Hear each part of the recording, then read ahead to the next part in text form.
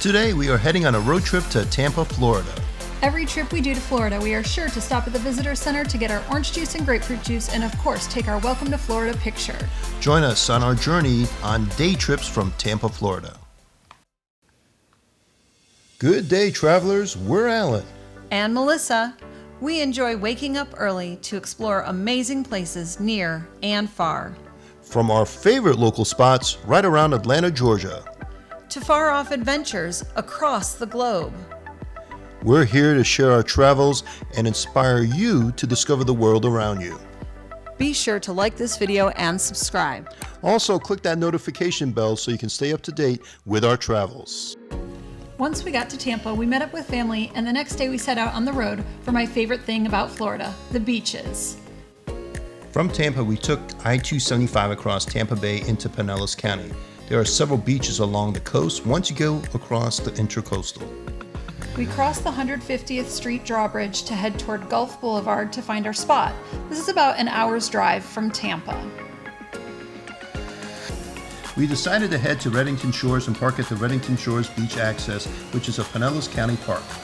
One of the reasons we like this area is because it has access to clean bathrooms and showers to wash off at the end. Pinellas County Parks has beach access from 7 a.m. through sunset, and they do not allow alcohol on their beaches. We grabbed our beach chairs, sunscreen, and coolers, and we are ready for a great day. Wow, it is a windy day today, huh, babe? It sure is. Yeah, we expected it to be mostly sunny, at least that's what they were saying for today, but a lot more clouds, and they actually have a high rip current today, too, so the waves are really rough out there. Yeah, we're at Redington Shores, which is kind of the area of our favorite beaches. Why is it one of our favorite beaches, babe? Let's see. Oh, yes. That's right. We got married just down the road from here. We did. We got married in North Redington Shores, which is just a mile down the road, but usually a beautiful area. Today's just kind of windy with some rain off to the south side. Yeah, so we'll make the most of it. We'll stay here for about a couple hours and then may go out for some lunch down the road from here. Yeah, and really there's no bad beach day ever. No. And she really wanted to come to the beach, even though by the time we got here, we saw what the conditions were like. Parking lot was pretty wide open, so that's good. Yeah. We didn't have to fight over any spots today. No, but here's a good tip for you. Make sure that you're parking at a Pinellas County beach spot or find some street parking a couple blocks away because there are some private lots and they're going to charge you at least double for parking. So make sure that you're parking at a Pinellas County beach area or find some street parking somewhere else. Or if you're staying at a condo or a hotel here, you don't have to worry about that. Even better. You've got free parking. Yeah. All right, well, we're going to go enjoy the day.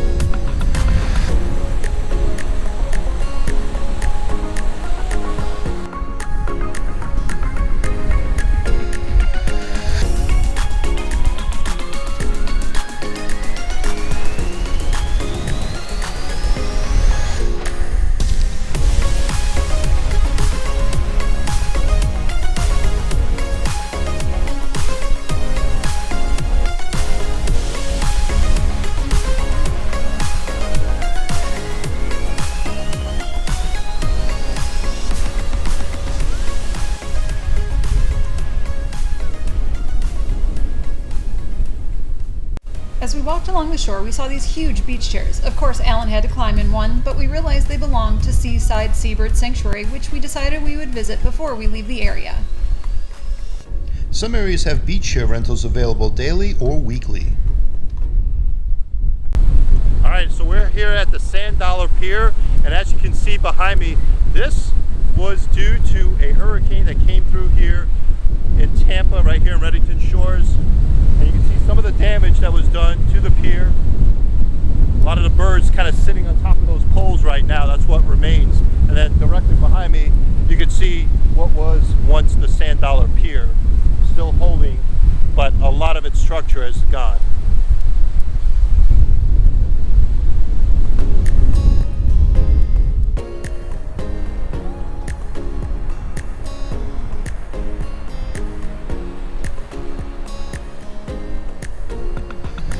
Overall, we had a beautiful morning at the beach. The sky cleared up and the sun came out. If you don't like the weather at the beach, it will change quickly. Just wait. We drove over to the bird sanctuary to check it out. Their motto is to rescue, rehab, and release. They do have a few permanent residents though.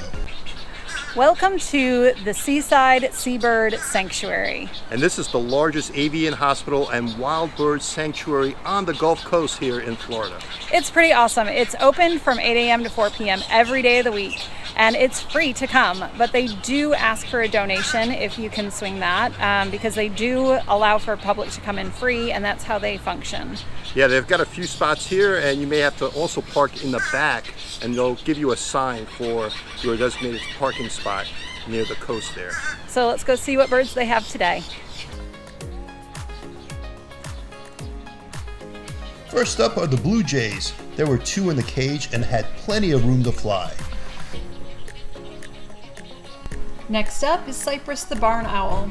Cypress was hit by a car and dragged by it, fracturing its wing. He can't fly anymore, so he resides here. Owl Pacino, our favorite name. She came to the sanctuary with a fractured wing and trauma to her eye. This gave her a permanent home at the sanctuary.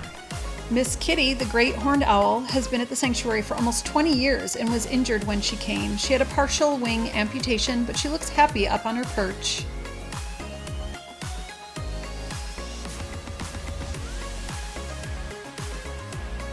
The final bird as a resident is Roosevelt the bald eagle. He had a gunshot wound and not strong enough to fly, but looks mighty on his post and a beautiful eagle for the public to see up close. Inside areas in the bird sanctuary include a gift shop and an exhibit that shows shells you can collect in and around Redington Shores. It also has mangrove habitats and why they are important to the ecosystems, and some small animals that are found there, like this salt marsh snake, a diamond terrapin, and a black edge moray eel.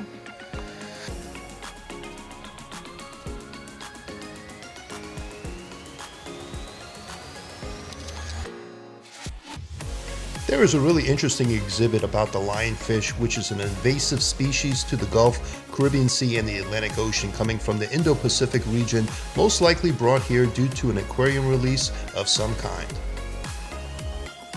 The sanctuary also works on habitat rejuvenation, which is funded by purchasing an estuary license plate.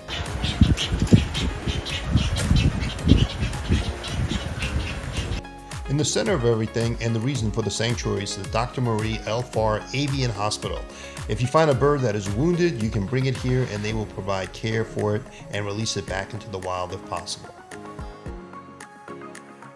So we just went through the Wild Bird Sanctuary and Avian Hospital, and the one thing that I guess that surprised us was the fact that we thought it would be a lot larger, right? Right, it was pretty small. It is great for a free, you've got 15 minutes to spare and you want to go do something fun.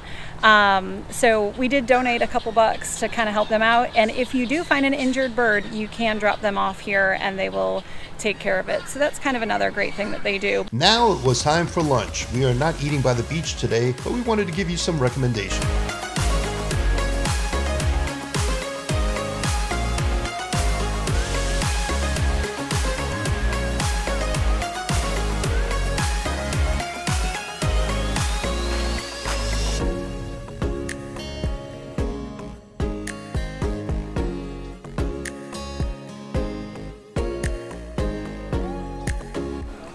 For our lunch today, we decided to take a recommendation and try the Violet Stone Pizza and Sandwiches in St. Petersburg, Florida. We decided to get both of their specialties, the first one being coal oven pizza. They have a warning sign that their pizza is well done, meaning there is going to be chart marks on it, not burnt, but delicious and crispy. The slice we ordered was delicious, no flop, and best crust we've had in a long time.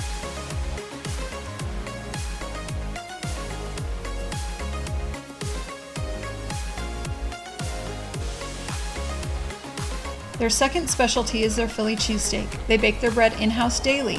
What is unique about it is that they put sesame seeds on their bread, which we have not seen on a Philly before. So you must enjoy sesame seeds to like the bread. They are not greasy and have a perfect amount of cheese mixed in along with the caramelized onions. The flavor of the Philly was one of the best we've had, but I could have done without the sesame seeds on the bread. On our second day, we ventured out to Tarpon Springs, which is about an hour from Tampa. Tarpon Springs is known for its strong Greek heritage.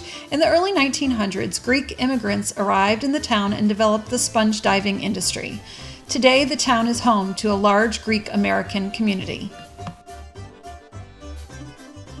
Tarpon Springs is one of the largest producers of natural sponges in the world, and its sponge industry remains a significant part of the local economy. The docks in Tarpon Springs are active docks, and today we were fortunate enough to see a boat that brought in their harvest. The sponges are brought in, rinsed and sorted for size and quality. You can buy these sponges in many of the shops around town.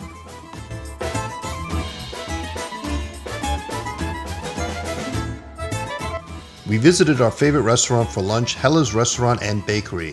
Hella's is one of the largest restaurants in Tarpon Springs since 1985. They have an extensive menu with lots of Greek specialties, fresh seafood, and traditional kids menu. Hella's can get very busy, but you can make reservations on their website or by calling them. The inside of the restaurant is traditional with white and blue and frescoes painted on the walls. For lunch, they brought us fresh bread with Greek olive oil and seasoning. I got a gyro with tomatoes, onions, feta, and tzatziki sauce. It was delicious with plenty of meat. I got the calamari dinner with rice, Greek potatoes, and green beans. The calamari was fresh and crispy. My mom got the moussaka with the same sides and she really enjoyed it. Hella's is most famous for their bakery. The line can get very long, especially on the weekends. Their cases are full of unbelievable creations. They have the traditional baklava, but they also have other Greek specialties as well as cannolis and cakes. They also have pre-packaged baked goods that you can bring home.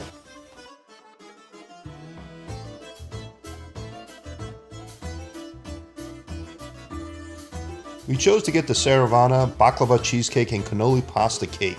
They were all amazing. If you plan to eat at Hella's, they have a free lot for their patrons just up the side street past the restaurant. After lunch, we walked around town where there are many souvenir and gift shops, including a plaza with a turtle statue, huge shark, and sponge diving boat that was actually used in World War II.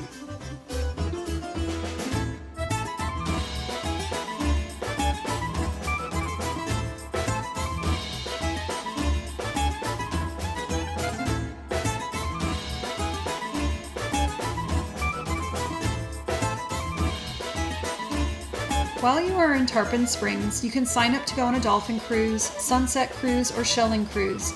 During the slow season, you can walk right up, but in high season, you may want to reserve ahead of time. We took our kids out on a dolphin cruise one time and didn't see any dolphins, but it was still a nice time and reasonably priced. Make sure you visit Tarpon Springs while you are in the Tampa area. Our third trip takes us to St. Petersburg to visit the Sunken Gardens and the Pier. We headed out from Tampa on a 30-minute drive to Sunken Gardens, an old roadside attraction in St. Petersburg, Florida. Welcome to Sunken Gardens in St. Petersburg, Florida. Hey everybody, we are here in Sunken Gardens. This is actually located in St. Petersburg, Florida. It's a great day today, clear skies, and we're going to have a great time exploring this botanical gardens and aviary. Yeah, it was purchased by the Turner family in 1911 and established as a visitor's attraction in the early 1930s. So it's evolved over time, and we're going to go check it out today. All right, hope you enjoy the adventure. It costs $15 for adults, discounts for seniors and children. Best thing is that parking is free. As we entered the Sunken Gardens, we were given a map to navigate the winding paths covering the 4 acres, home to more than 50,000 exotic tropical plants and birds from around the world. This leads to a peaceful walk with a new discovery around every corner.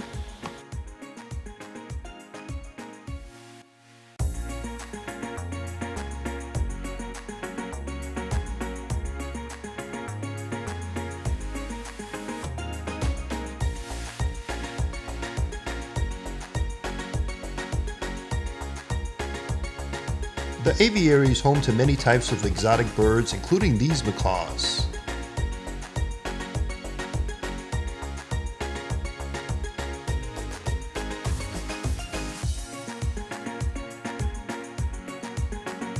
flamingos are an iconic symbol of Sunken Gardens as they first arrived in the park in the 1950s, and the Forever Foundation of the Sunken Gardens restocked the flock in 2016.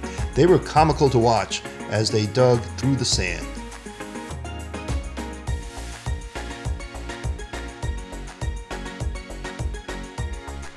We watched as the staff worked with the toucan while we were there to help him learn how to come to a branch when they signaled him. This helps them work with the birds for their veterinary care.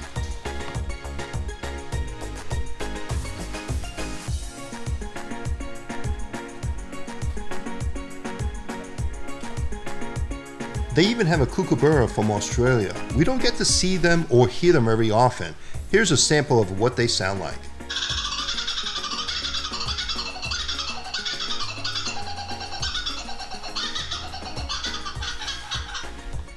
We headed over to the History Center, which is the original entrance from the 1940s.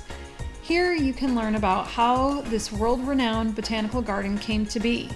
The land was purchased for $600 by plumber George Turner and his wife Eula. In 1926, George decided to pursue his hobby of gardening and turn the sinkhole he purchased into a place where he could enjoy. Soon his neighbors began strolling through the gardens, and in the 1930s he started charging them 15 cents to visit. In 1972, they saw the highest attendance records, with the Turner sons running the park. However, with the development of highways, the old Florida attractions lost their charm, and people started going to theme parks developing in the area. In 1989, Turner's grandsons put the gardens up for sale, and finally in 1999, the city bought the park through a one-time tax increase voted on by the public. They are proud to be one of the first original roadside attractions that is still open to the public. It was so interesting to see the pictures throughout the time in the gardens.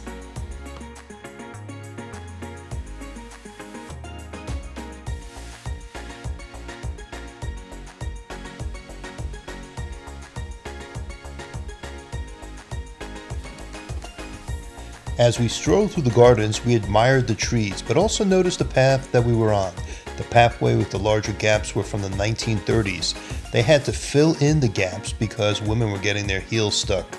The colorful paths were added in the 1970s.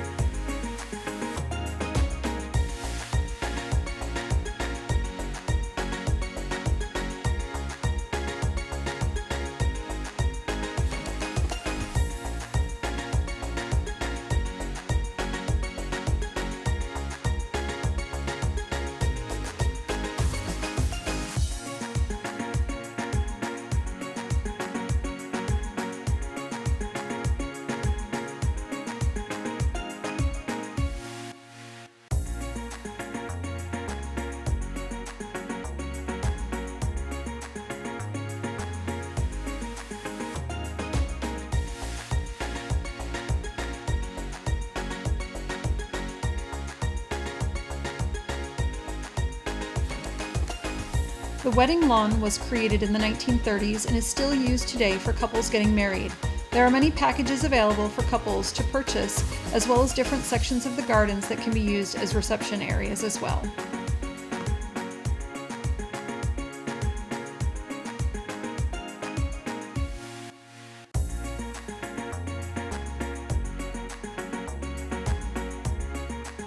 This rainbow eucalyptus is relatively young at 20 years old, but it is the tallest plant in the garden, growing up to 125 feet tall. The Sunken Gardens growing stone is a tradition to sit on to gain tranquility and the talent to make things grow. Let's see if it helps. We finally reached the lowest point of the garden where the sinkhole was. Mr. Turner recognized the value of the soil here to be rich for growing his tropical plants.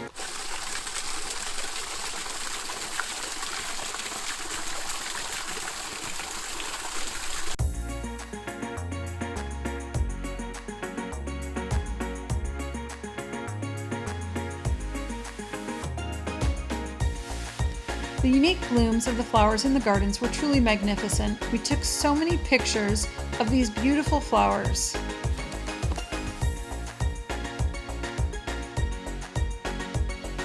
They even have Florida's state wildflower here, the tick seed, which are tiny little yellow flowers. As we walked through the succulent garden, we couldn't believe all the different types of plants here. They were all unique and unusual, different than anything we have ever seen.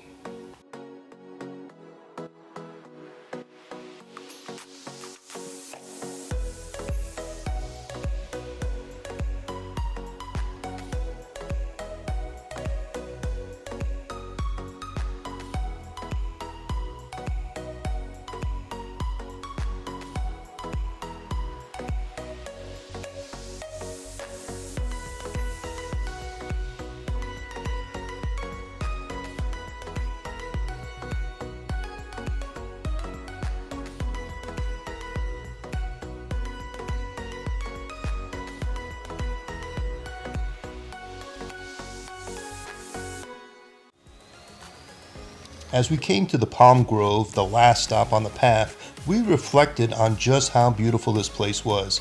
We definitely feel we got our $15 worth and spent about 1.5 hours meandering through the paths here.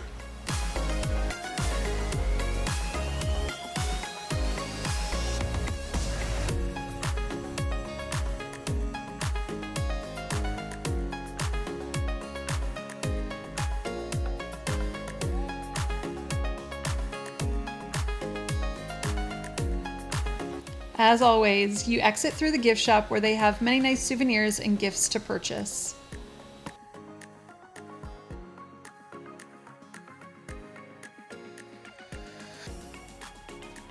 After the gardens, we headed down to the pier in St. Petersburg, about 10 minutes away. There is a harbor and a marina with lots of parking. Surprisingly enough, parking is reasonable closer to the pier. Prices are $2 to $3 per hour. Before you get started, check out the map near the pier parking lot so you can see all of the places to visit. Be sure to put on your sunscreen, and Orlando Health has sunscreen available for free. Be sure to take a peek at the history of the pier. The first pier was built in 1889 and the current pier was opened in 2020, complete with a playground, fountains, and observation tower that has restaurants and a gift shop. First, we decided to stop at Doc Ford's for a light bite to eat. Doc Ford's is at the base of the pier and offers indoor and outdoor seating with spectacular views. We started with the Sanibel Sunset and a Doc's Cure. They have a large local beer list and reasonably priced cocktails. Some were also made to benefit charities, with $1 of the cost going to those charities. We decided to split a blackened grouper sandwich, and it was one of the best ones we've had. After lunch, we walked out to the pier and you could take the free tram out to the end if you like.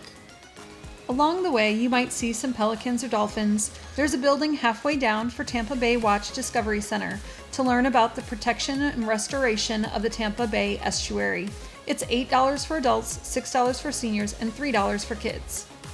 The observation tower at the end of the pier provides spectacular views of the airport nearby, the city, and the bay. St. Petersburg is a beautiful city with lots more to explore. What is your favorite place to go in St. Petersburg? We'd love to hear from you in the comments.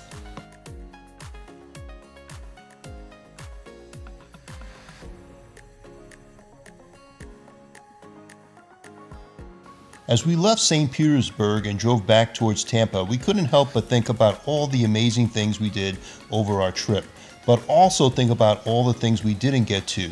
Other trips we have taken from Tampa were Honeymoon Island, Dunedin, and of course a day at Busch Gardens right in Tampa. What should we do next time we are here? Until next time, be sure to like this video and subscribe to see where we head next. Also, check out our video of one of our favorite dinner spots in Tampa, Eulalie. Thanks for watching!